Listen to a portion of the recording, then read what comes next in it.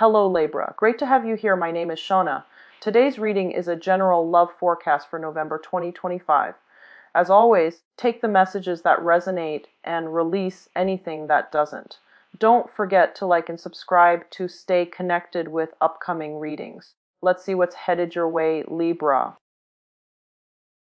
The overall message that I'm feeling across both of these spreads for this week is, um, you know, a lot of the times, right, like you guys are the balancing of the scale, trying to make sure that things are fair, trying to do the right thing, trying to, um, balance out that karmic scale so that both parties always contribute an equal amount, okay? And I'm reminded of the situation where it's a picture that I saw on social media. It's about, being fair and also being equitable. And you have like a short man. He's standing on two crates and he can barely still, because he's so short, even though he's standing on two crates, he can't look over the fence and see the soccer match. Whereas you have another really tall man, and he's also given the same amount of crates to stand on. So he has two crates. And so he's towering over this fence and he's looking at the soccer match. Whereas the shorter man, they're both given two crates. So yes, it is fair, right? It's equitable because they're getting the same amount of crates. But one person is born kind of well endowed, they're tall and they're able to look over that fence. Whereas other people are not as fortunate and they're born a lot shorter, they're disadvantaged. And that's just, a simple analogy. But what I feel is that message is what I'm seeing in this spread here, where it's like fairness needs to be also context specific. Not everything in life needs to be calibrated, nickel and dime, and balanced out, and equal give and take. When one partner is kind of low, at a low point in their life, we have to step up. If we love them, if we want the relationship to survive, we need to step up. And who knows how long they're going to be down for, but we need to do the right thing because we love the person and because we cherish the relationship. And likewise, when you're down in the dumps, they're going to have to step up too, and they might not know how long it's going to be. And it's these moments where the balancing scale, when the scales are off or the scales are off kilter, that's when we really understand and truly see how the other person treats us. And that's what really dictates, whether or not they really love us. So in relationship, maintaining the niceties, maintaining the balancing act, maintaining the scales of equilibrium, not to rock the boat, not to, upset the apple cart, or like walking around on eggshells around another person. All of these things are kind of, they're just the veneer. They're just like the superficial things that we do to maintain a very balanced relationship. But the tipping point, the sore spots, it's when the trouble begins. It's when people are put under pressure. That's when we know what people are all about, and that's when we, or even you Libras, know what you're all about. Are you willing to rough it out? Or do you run at the first sign of trouble? So I feel like this is the week where you have to kind of examine the deeper motives, okay? And your deeper intentions. And this is the week where you're going to have to kind of look at yourself in a way that you might not have had the courage to do before. And I feel like a lot of the courage is stems from the fact that you want to maintain the peace. You're not a conflictual type of a person, but it's when you're put under pressure, opposition, that's when you really know who you are. So I feel like I'm inclined to say, do you really know who you are? Do you really know who you're dealing with? Do you really know who your partner is? Do you know what they're capable of? Do you know and understand the people around you who's really there for you when the going gets rough, when you're put under pressure?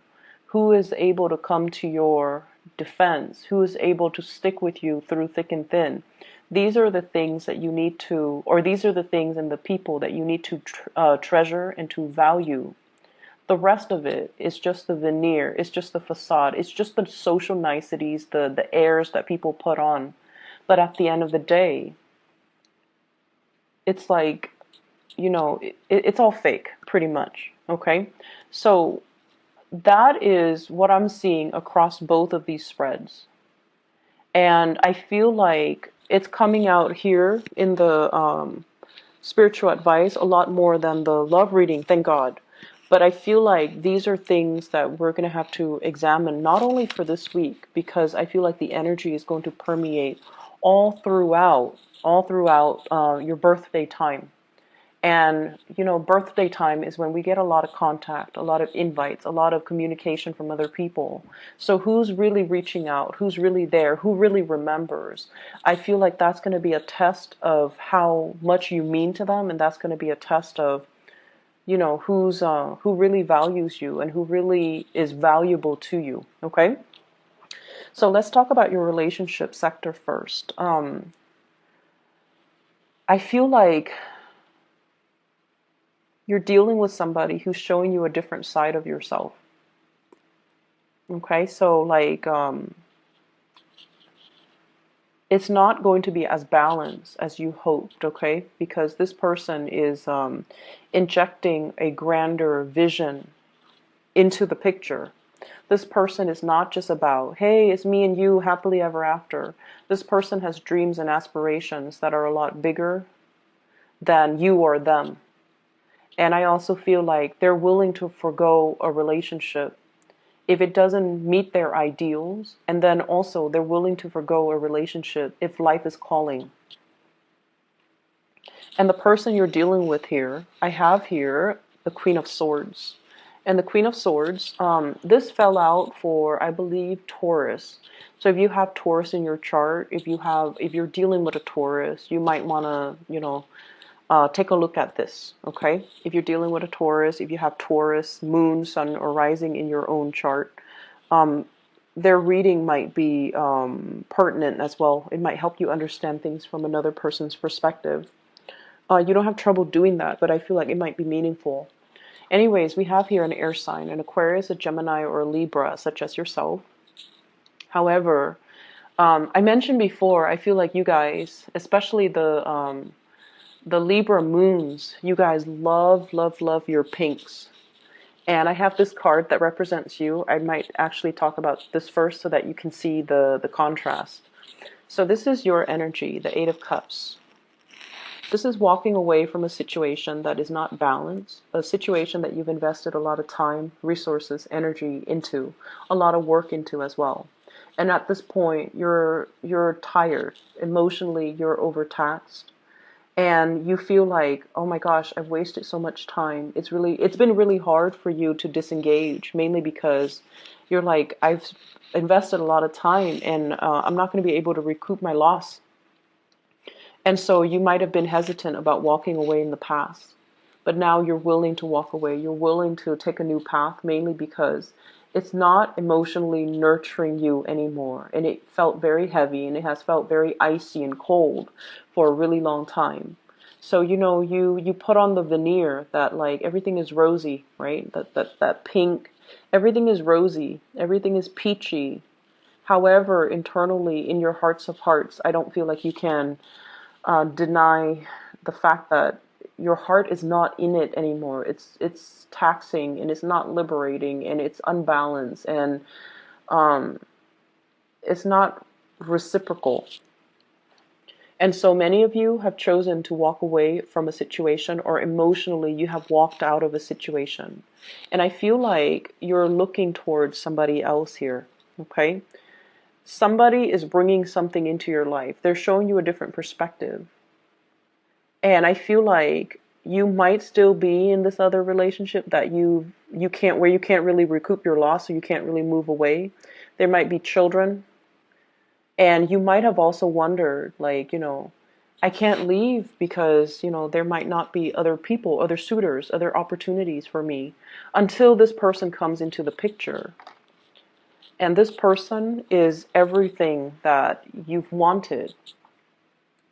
They're blue, you're very pink. So I feel like there might be gender role reversal, okay? And that's just the stereotypical, color coding that I'm using, but I do feel there's an element here. This is a female energy, and yet her demeanor is very, very strategic, very icy. So she's not a warm, cuddly type of a person. However, she's very intelligent. So it could be a male or a female, but their energy is that they're not, typically warm and cuddly and welcoming and things like that.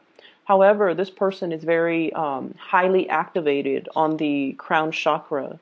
They have a lot of insights, a lot of wisdom. They can see through people. They can see through situations. They can bring a lot of clarity in a situation where there is none. And I feel like you find them very, very attractive. And one of the ways in which Libran and Taurian people find other people attractive is in the symmetry, the way they dress, whether or not their clothes are complementary colors, the way their facial features are, whether or not they have dimples or they have like a gentle, a kind face. So I feel like you guys are really are suckers for like people with a pretty face. Okay, like we're talking like classical beauty, like somebody with dimples, somebody with long eyelashes, somebody with expressive eyes, somebody with features that make them feel like very gentle, very like harmless, okay, like big eyes and rosy cheeks and plump lips and things that make people feel like, wow, this person is like a doll, they won't really hurt a fly. So you find this person really attractive, and I feel like that's the first thing that drew you in. You found them very, very attractive, very physically, aesthetically pleasing to look at.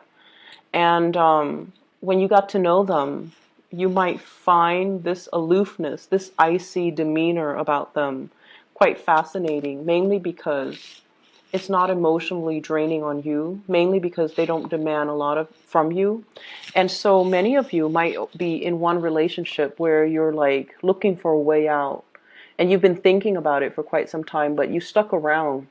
And I feel like this person is like a breath of fresh air into your life, and you're kind of starstruck, but you're just like, maybe I can have both. Like I see this element about weighing out the pros and cons, and at the end of the day, you've concluded, maybe I don't have to forego one to have the other. Maybe I can do both because this person doesn't seem like they're emotionally needy. So I can put my emotional needs here and just, have this person in whatever way I can because they're not going to make demands of me. And I feel like at first it was like that. However, you became attached to the other person. They're like this, very aloof. They can take care of themselves. They're independent. They don't really need another person. But I feel like what you started developing was the Two of Cups. This is a friendship. This is like a very deep spiritual bond between you and another person. This is like two people who are very like-minded. The communication flows really, really well between the two people. It's the foundation of friendship, and it allowed the two of you to approach one another in a very honest, in a very like unguarded type of a manner. And I feel like you have developed feelings for this person. You didn't think it was going to happen like that. You thought, you could handle the disconnection, I guess. But then the other person draws you in, and then you end up at this Two of Cups phase where you feel like this person is my kindred soul. They really, really, really get me. And I feel like the trouble is right now, this is a really beautiful card, but I feel like the person that you're dealing with, you might not be physically intimate with them. There might be an emotional affair. There might be, if you're in another relationship, there might be an emotional affair. I don't see a lot of things here that indicate, well, I definitely see attraction, And I feel like a very strong soul connection and a spiritual connection. I don't see like, that sexual attraction, the I can't live without you type of attraction, like that carnal desire, because I feel like nothing has been consummated yet. There's an emotional connection. There's an emotional affair if you're in another relationship. There's a deep emotional bond. But where the person is that they're very moral. They will not stray from their morality. Okay? So like I feel like it's somebody that's kind of like no sex before marriage. Okay? So it could play out in that way. Or I can't be with you if you're married to somebody else. Or I can't be with someone I don't love. Or they could just be like, they could be waiting as well for you to finish up things from your end, whatever that means, before they can get involved with you. But if they want to get involved with you, I feel like it's going to have to be all or nothing, because this person wouldn't want any less. They want all of you or none of you. Okay? So that's where you're at with this person right here. And this person, they're linked up with the star and the world. So you're dealing with someone who might be very, very popular. They might have fame and some type of, they might have fame, they might have, they might be a world traveler, there might be an element of people coming from different countries, somebody that travels a lot, or somebody that belongs to a different world. Like they're just, culturally different from you. And the star in the world basically means they are waiting on a higher calling. They're waiting on for their life to begin. They're waiting for opportunities to travel. They're waiting for opportunities to kind of move away, pursue their life, or allow their lives to start. So I feel like at a moment's notice, they're going to be on their way out. They're going to be seeking other opportunities. So there's somebody here that you definitely have a very strong connection with, but it seems like you're tied up in something else. You're not able to give them whatever it is that they want, or whatever it is that you want from them, to solidify a really strong relationship. And the feelings are definitely mutual. With this Two of Cups, it's a soulmate connection. It's a very strong spiritual bond. But I feel like if you don't recognize it for what it is, it's going to slip away. And soulmate connections, they come they're not rare per se, but I feel like there's a time and a place for it. And the soulmate connection can also run its course too. There's a time and a place for that as well. So if you're not quick on the uptake and recognize this situation for its rarity and for, how powerful it is, I feel like it's going to slip you by, because the other person, they're going to be drifting away. Okay? This is the escape here. Things coming to a culmination, it's like coming full circle and coming to an end, closing out of a cycle, mainly because we have healed up from the past. For others of you, it could be, just the fact that you're with a new person now that really gets you, that you feel is your kindred soul, and you're very, very happy. The person has helped you done a lot of healing on yourself. And I feel like the cycle of you feeling, we have here the Eight of Cups and the Two of Cups, and altogether it adds up to 10, which is the completion stage. You have somebody, you've been feeling empty and taken for granted for a really long time, and then you meet this person who's like a kindred soul. They're fair.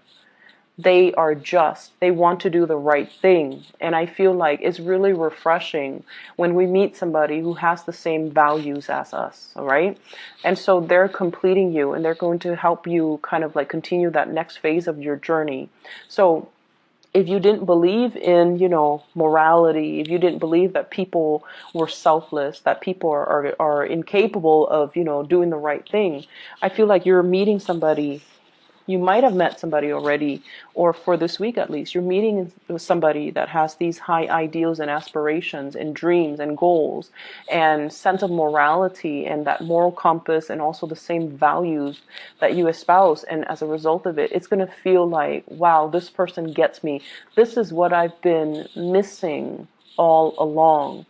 And it took this person to come into the picture for me to believe in it again.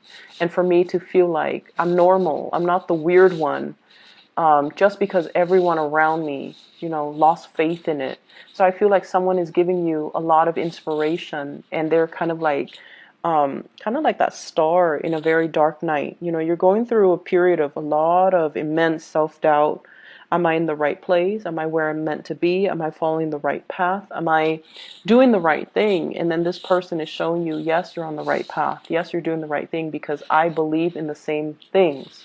So you're meeting a very strong soulmate. And it's a beautiful relationship. Recognize it for what it is and really cherish it, okay? And proactively go after it, because I don't feel like they're going to stay around. If you're not making your intentions known, they might not linger around forever. And then when you decide to do it, Libras, it might be too late, because you tend to straddle the fence, and you're not as decisive as other signs, okay? Other areas of your life, once again, I feel that energy, the veneer, okay, keeping scores and things like that. So I have this element here. This is a workplace attraction. I have the Seven of Pentacles. This is like two people working towards a common goal, a common purpose. And usually I think of this as, I'm staying a little bit extra at work, mainly because there is an office attraction or something that is hidden. Okay, not so much like a clandestine affair, that would be more the Seven of Swords, but more like, I really admire and appreciate this person. I want to get to know them better. But we have like work that needs to be done, but there's that, every once in a while they cross my path. There's that attraction. So I definitely see you feeling this for somebody, and it might make the work environment a lot more dynamic, a lot more fun. I also feel like there might be interference in the work environment as well.